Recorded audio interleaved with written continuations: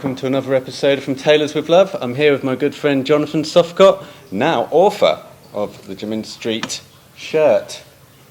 Available in all good bookshops and on Amazon, very cheaply. Jonathan, congratulations, mate. It's a terrific book. Thank you. And I've had the pleasure of rifling through it for the last few days, digesting it, making notes, studying it. How much of a pleasure was this for you to write? It was a pleasure. I mean, you know, they say that you should write the book that you've always wanted to read that no one's written, and that was kind of it. You know, I just couldn't believe no one had jumped in, and I'm sure someone could have done it better, but I thought I'd have a go. Yeah, I mean, I think Tom Chamberlain says in his introduction that he was sure that a book like this already existed. So, I mean, did you look around first and go, actually, there's a gap here. It's time for me to step in? Yeah, I mean, like everyone, I'm sure, who likes the stuff we like, I've always had that book Gentleman by Bernard Wurzel, and, you know, the Dress to Kill, the Bond one, and all those ones.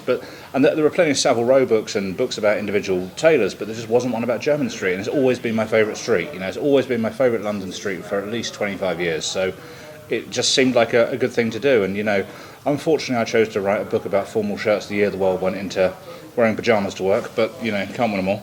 And so, I mean, when did you fit this in? I mean, you're producing films all the time, you're always on the go. I mean, I remember, I think it was an Instagram post where you posted something and you just signed the contract. So that was the first inception. It was like, oh, what is this? Yeah. Now, you know, how and when are you going to find time to write a book? Well, lockdown. If it hadn't been for lockdown, I couldn't have done it. But, you know, I kind of thought, well, we can't make any movies. I can't leave the house, but at least I can do something productive. And I've written before, you know, for GQ and a couple of books in the past about films.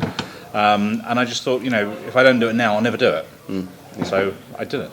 And what I really love, one of the things that I really love about this book is that there's a lot of you in there as well.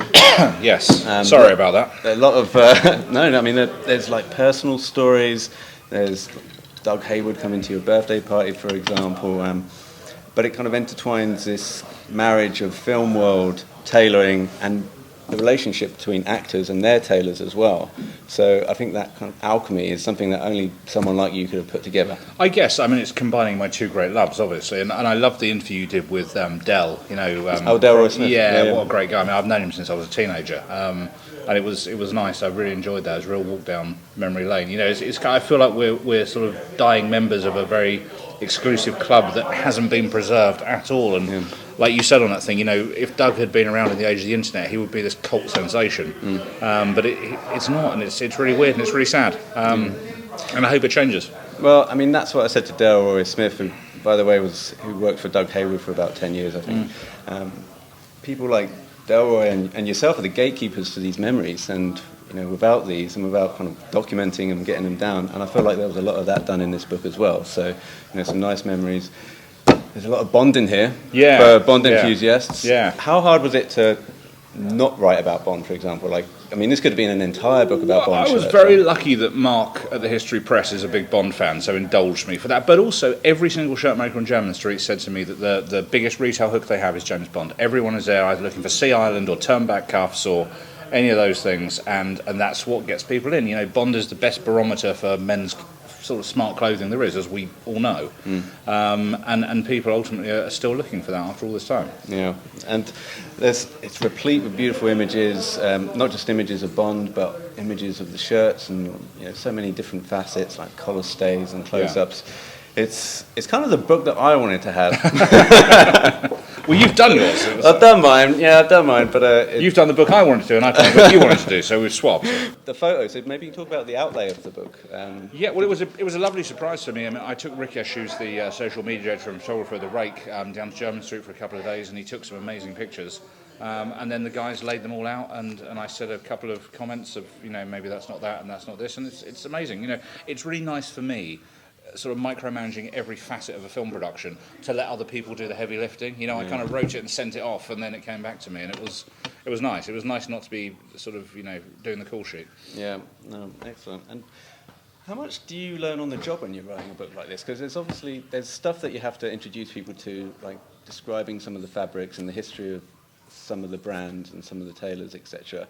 And there's stuff that you already know going into it. So how much did you learn through the process of this book? Everything. I mean, I actually knew very little about it, to be honest. You know, I just knew the shirts I liked and the style that I liked, really. I mean, one of the things I found interesting is a lot of competitiveness on Jermyn Street. You know, a lot of the makers all stake claims on various originations and that kind of stuff. You know, as we know. So it was fascinating, and it was really interesting. One of the things that really intrigued me was how Jermyn Street survived the transition to sort of casual clothes in the 60s, you know, the sort of Carnaby Street revolution. And obviously they embraced it by the bold stripes and the big collars and those kind of stuff. And I think if they hadn't done that, people like Mr. Fish, you know, they wouldn't have survived. Yeah. There's a great story about Mr. Fish in there, in the Turnbull and Nasser story. I don't know if you're able to regale it here, but there's a story that you allude to. Is that the Leslie Brookus one? Yeah. Can you elucidate any more, or is that going to be... Well, no, I think, you know, most of the people involved in it are dead, but it kind of goes along the line that Mr. Fish sent a packet for Peter Sellers in the south of France of one of his favourite powdery pastimes. And I think it was definitely Roger Moore, and it was Brian Forbes, I think. Or maybe it was Leslie Brookus, I can't remember. It was one of that group, Leslie Brookus, decided it would be really funny to pretend that they were the police stopping them on the way, and obviously they had on their, you know, this big bag of coke basically, and then the real police showed up. So it was yes, it didn't go down very well. Yeah, excellent. Well, talk to me about some of the brands, Jonathan. How easy was it to get them involved with a project like this? It was great. They weren't all massively enthusiastic. Some of them were super. Look, the ones who understand promoting themselves, Bard, Turnbull and Nasser, New and Lingwood, were all super responsive. Interestingly, the people that were least interested were the kind of lower tier shirt makers, the Lewins and the... Like the ready-to-wear guys? Yeah, the 4 for £100 jobs. But I thought it was important to include them because they're the sort of entry-level shirts. You know, I mean, you know, not everyone wants to or can afford to spend that much money on a shirt, but you can still get a decent shirt there that's better than a Marks & Spencer shirt. So I thought it was worth including them, but obviously they're not artisans, you know, so they couldn't be in the same section. But you know, I thought everyone was supportive, everyone was nice. And when I walk down Jermyn Street now, it's you know, everyone's sort of going, "Hi, when's the book out? When's the book out?" So they've all really got behind it, which is lovely. That's great. And it's important that you mentioned T.M. Lewin there. It's a book, when I'm reading it, I feel like there's things like your personal style, Jenny, like you've probably done the 4 for 100, and like so many people will do. I mean, when I'm reading the book, I'm actually feeling I'm a little bit underdressed reading it. Or I actually... Well, look at me today. I am on a film set, so it makes me feel like, damn it, there are some things that I don't even know how to like iron a shirt properly, and there's a good explanation. Well, my wife wrote that bit. Yeah. She did. So I have no idea, and she does it brilliant. And as you know, ironing Frank Foster shirt is no mean feat. Well, exactly. I mean, but this was an explanation I had with Anastasia, my girlfriend. You know, she goes, just take it to the dry cleaners. I'm like, well, surely this is something that we can master ourselves. I'll tell you an interesting thing. I used to do that, and the shirts would come back destroyed, especially the Frank Foster ones, because they're made with so much material in the collars. And I've noticed on Savile Row now, there's a new place called the Savile Row Valet. Have you seen that? No. Opposite Huntsman. And they're all ex-tailors, pressers and spongers who are just doing this. So I put a couple in last week and we'll see how they turn out. Oh, okay, all right. Watch this space in the next episode. Did you tell them to put the tinfoil over the buttons? They told me. Oh, really? So, yeah. Nice. Although, interesting, I've never had that with the Foster shirts, but the Angelo Galasso ones I used to smash to pieces. That's nice. But the thing is, with these shirts, they're so sentimental as well. I mean, like, for example... This is a shirt that you know, because you have it as well. This is the Frank Foster shirt from Live and Let Die. Yeah. This is not just a good shirt for me, but a very emotional shirt because it's from the same fabric, from the same film. Yeah. I don't really want to entrust it on anyone else to do anything with it, like a dry cleaner or my own cleaner to iron my own shirts. I feel like if anyone's going to wreck this shirt... It's going to be you. Yeah. Or my girlfriend, But I only reckon by pouring red wine down them. That's the worst thing you can do. Yeah. Have you had any fatalities to really nice shirts? Yeah, loads of times. You know, wine and food and blood and God knows what else. So yeah, sure. But you know, it all comes out in the wash, doesn't it? Well, what's it like working on set with these really nice shirts? I mean, some of your films are, you know, can be quite garish. And yeah, well, you know, I mean, we've been very lucky on this. New and Lingwood have actually lent us loads of clothes for all the guys. So Lewis Mandalore has been wearing their suits. And we got some cufflinks from Deacon and Francis on Jermyn Street for him, some skulls with diamonds for eyes. Nice. And Ian Ogilvy's got a load of blazers from New and Lingwood. You know, they've been really helpful. And on the last movie, Nemesis, Hilditch and Key lent us loads of stuff. So it's kind of a good sort of two-way street relationship, really. And you know, look, I'm trying not to make films that are people in tracksuits fighting in pub car parks. You know, just because it's a British film, it doesn't have to be unglamorous. You know, at the end of the day, we're talking about Jermyn Street. It doesn't, you know, let's give it some production value. Well, it must be tough for you because there's a nice little note here from Billy Murray that says that these films can't pretend to be low budget if you're looking this good with all these shirts. No, that's what he always says to me. He says you can't wear a suit on the set because no one will believe they're low budget. So here I am.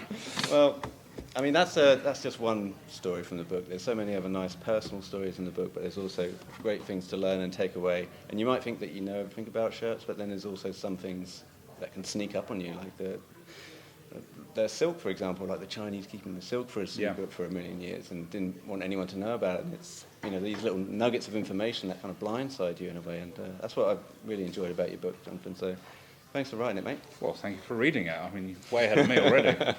So I got this book, I think, before you. You did. I only saw it on your fucking Instagram story, but I immediately rang the publisher up and shouted at them, and they sent me 2 here, so it's all right. Oh, man. Well, I'm proud to have the first book sent to me and fully read. Thank you very much. Cheers, mate. Best of luck with the film. Best of luck with the book, and catch you on the next one. Definitely. Take care.